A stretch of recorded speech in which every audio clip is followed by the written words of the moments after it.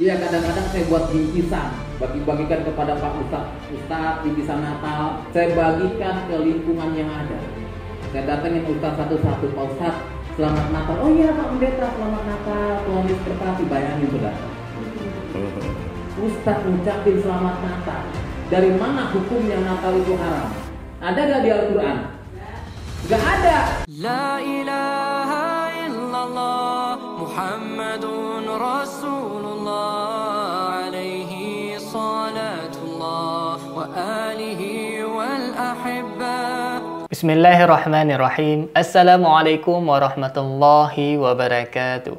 Alhamdulillahilladzi khalaqal mauta wal hayata liyabluwakum ayyukum ahsanu amala wa huwal azizul ghafur. Salatan wa salaman ala nabiyyina Muhammad sallallahu alaihi wasallam alladzi qad hamalan nas minadh dhulumati ilan nur minal jahiliyah ilal islamiyah. Alhamdulillah sahabat, Allah masih mengizinkan kita untuk berjumpa kembali pada kesempatan yang sangat mulia ini. Alhamdulillahirabbil alamin.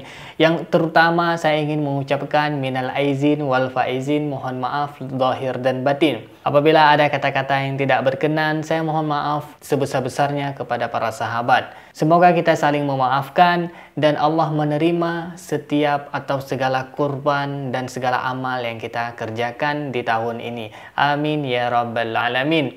Baik sahabat, tidak bosan-bosannya saya ingatkan kepada para sahabat untuk menonton video ini sampai dengan tuntas, karena konten kita kerap kali membicarakan mengenai akidah dan perbandingan agama. Saya khawatir terjadi kesalahpahaman di kalangan sahabat seandainya menonton sepenggal-penggal atau bagian tertentu saja. Semoga Allah melindungi iman kita dan kita diwafatkan dalam keadaan husnul khotimah. Amin ya rabbal alamin. Terus dukung channel dakwah ini dengan cara klik tombol subscribe, like, komen, dan share sahabat. Dengan cara mensubscribe, dengan cara like, dengan cara men-share, sahabat sudah ambil bagian dalam membentengi umat dari pemurtadan. Semoga Allah membalas kebaikan sahabat bagi yang sudah subscribe dengan balasan kebaikan berlipat ganda. Amin ya rabbal alamin. Baik sahabat, konten kita kali ini sahabat, ini konten yang sangat-sangat penting dan perlu kita klarifikasi, karena ini berkenaan dengan akidah untuk generasi sekarang dan generasi yang akan datang. Yang akan kita klarifikasi hari ini merupakan seorang murtadin sahabat yang menjadi pendeta, kemudian dia ingin merusak akidah umat Islam. Yang Bapak murtadin ini lakukan sahabat, menggabungkan ibadah, atau bisa kita katakan sahabat, mencampur adukan antara ibadah mereka dan kita diikut sertakan. Na'udzubillah. Ini merupakan syirik, baik itu kita sadari atau tidak kita sadari. Baik sahabat, sebelum kita komentari lebih jauh sahabat, kita melihat dulu cuplikan videonya, kemudian langsung kita sikat dan kita klarifikasi kebohongan-kebohongan yang dilakukan oleh si Bapak murtadin ini. Baik, ini dia cuplikan videonya. Setiap tahun saya mengadakan Natal bersama antara Islam dan Kristen. Setiap tahun. Bahkan hambanya Pak Mekel pernah khotbah Natal di tempat kami. Saya kalau Natal di tempat saya jam 12 siang, habis sholat Johor. Napa itu sudah kesepakatan dari tokoh agama Islam. Dulunya kami nggak bisa mengadakan Natal Islam dan Kristen, tapi sekarang puji Tuhan setiap tahun saya memperingati Natal Islam dan Kristen. Bahkan ustadz-ustadznya juga hadir. Bahkan panitianya juga ada yang ustadz. Haleluya, amin. Panitia Natal ustadz, bayangin saudara. Masa kita nggak mau jadi panitia? Ustadz aja mau jadi panitia, betul kan? Pak Mekel pernah khotbah tempat saya khotbah Natal. Itu yang hadir ustadz-ustadz semua dan orang-orang Islam. Bahkan saya punya jemaah sedikit saudara. Sedikit jemaah saya kalau Natal itu kebanyakan orang-orang Islam yang hadir.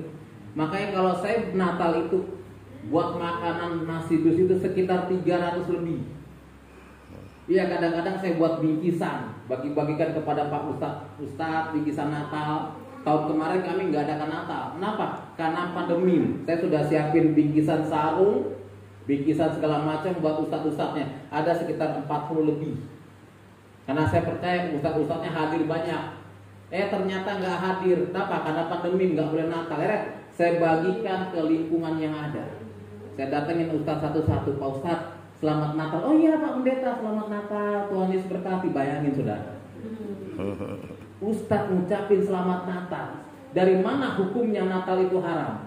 Ada gak di Al-Quran? Gak ada. Dari mana dalilnya? Gak ada Natal itu ngucapin Natal itu haram. Saya katakan waktu saya dialog, saya bilang tidak haram hukumnya mengucapkan selamat Natal.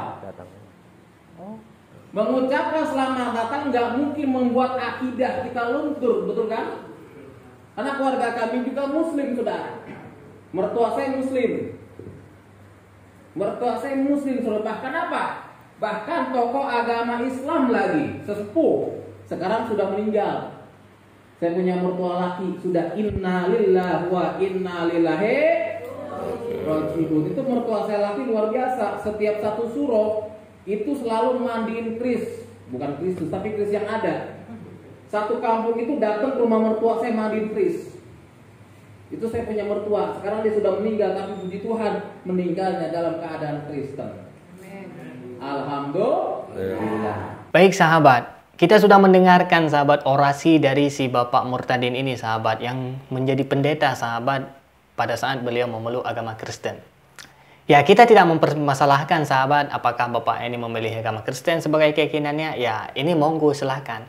Tapi yang menjadi persoalan, yang menjadi soalan kita sahabat, ketika si Bapak Murtadin ini sok tahu mengenai agama Islam, yaitu sok tahu mengenai hukum Islam.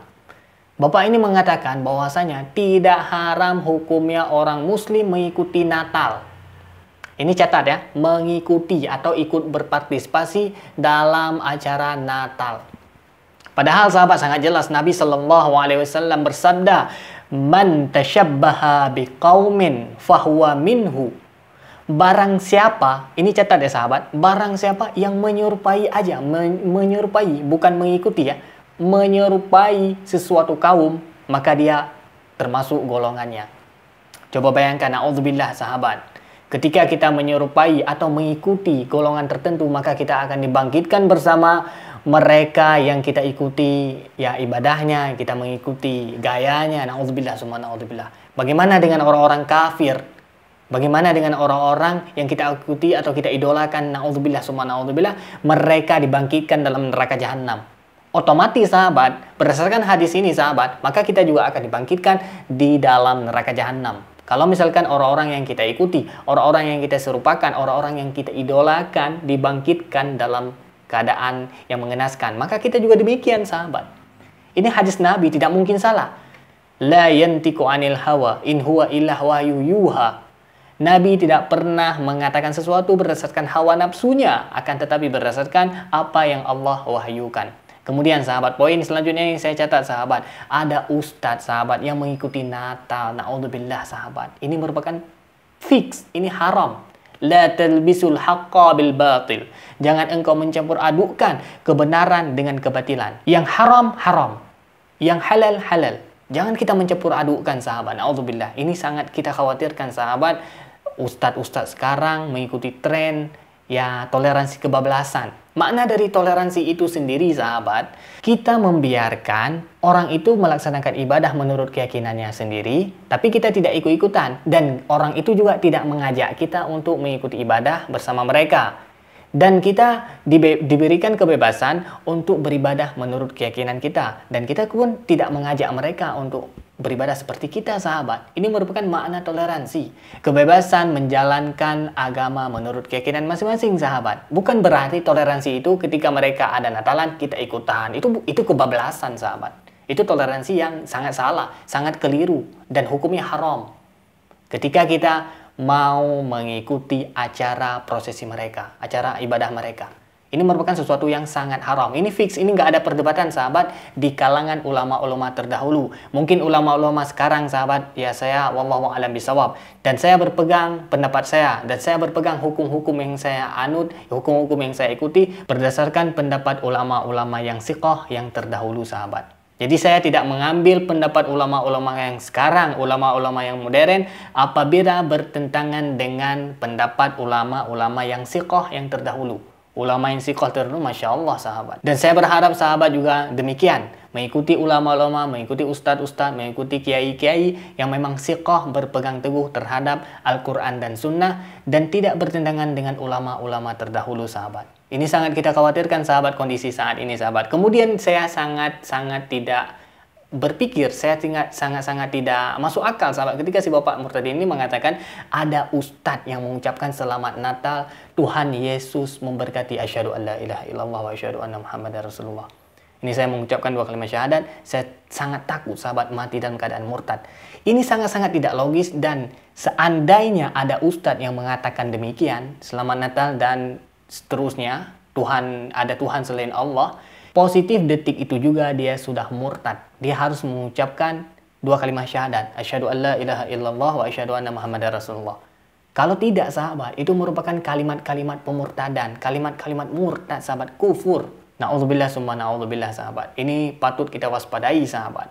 Ini patut kita mengerti tentang dasar akidah Ahlus Sunnah wal Jamaah. Semoga kita semua dilindungi dari hal-hal yang demikian. Baik sahabat, kita lanjutkan sahabat. Kemudian kita koreksi dan kita klarifikasi lebih lanjut sahabat. Karena ini sangat penting berkaitan dengan akidah untuk generasi kita yang sekarang dan generasi yang akan datang. Baik, kita lanjutkan. Yohanes 14 berbicara tentang akulah jalan kebenaran dan hidup.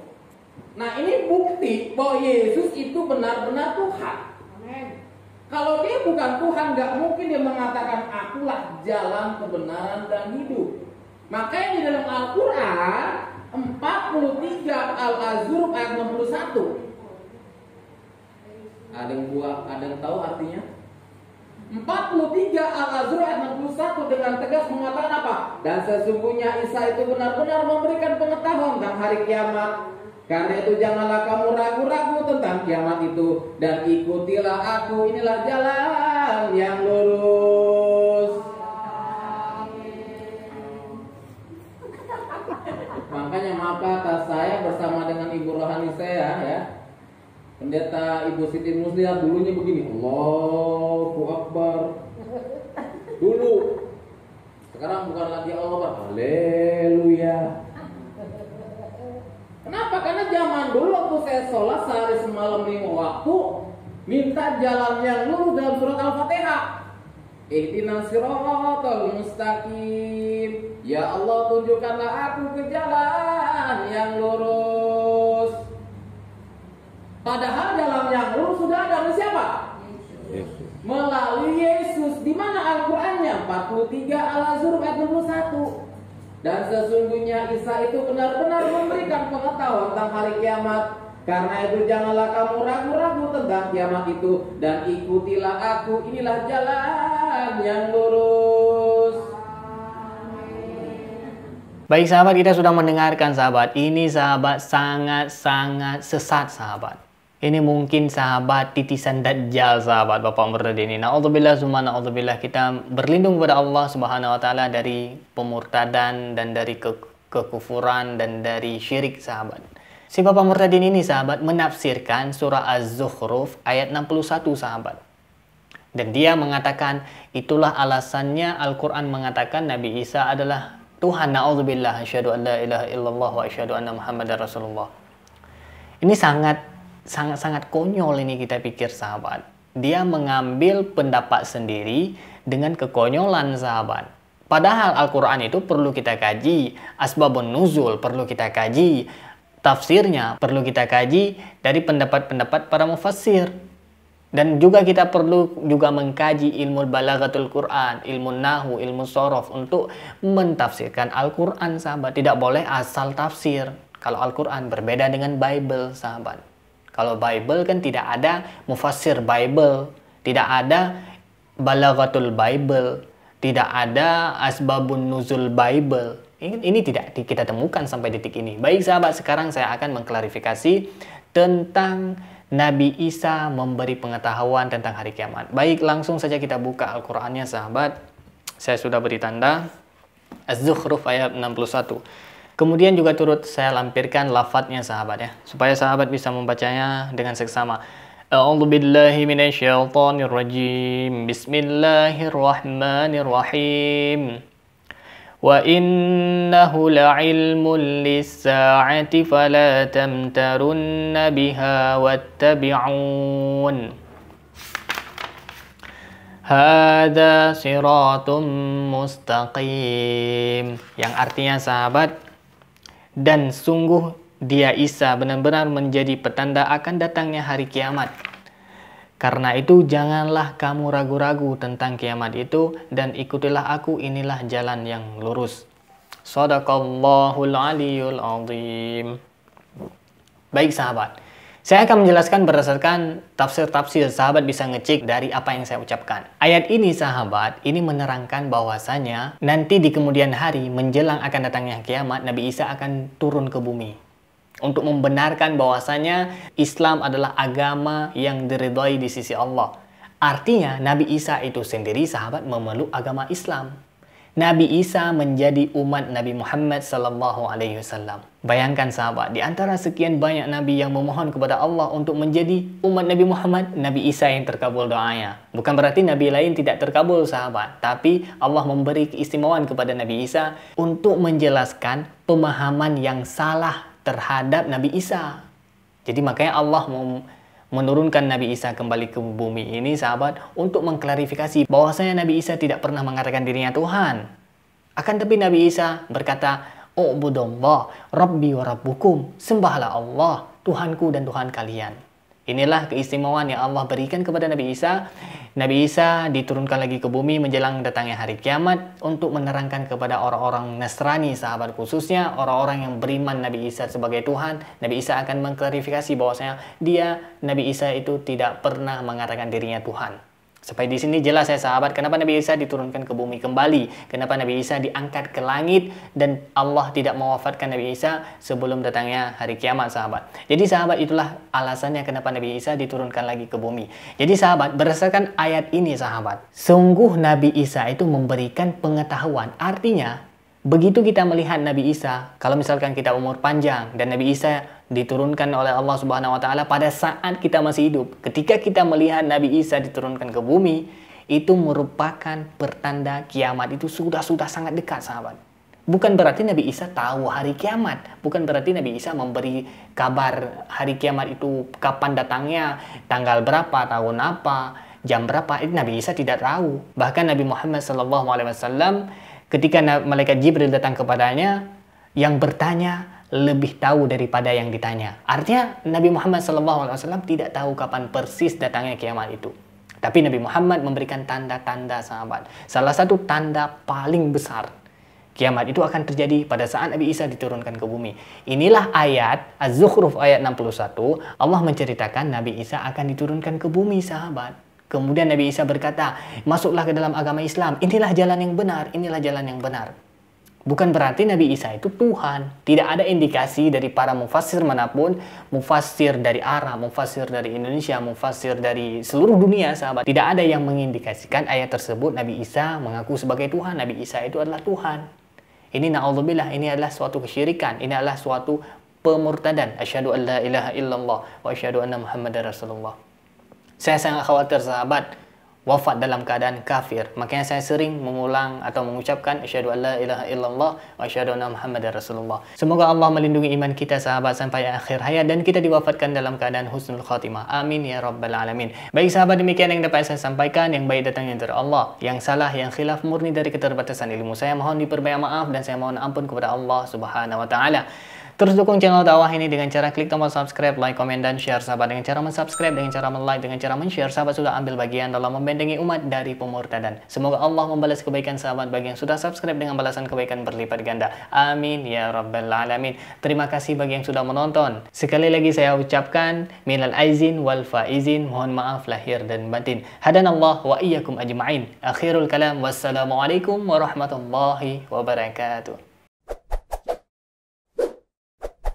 لا إله إلا الله محمد رسول الله عليه صلاة الله وآله والأحبة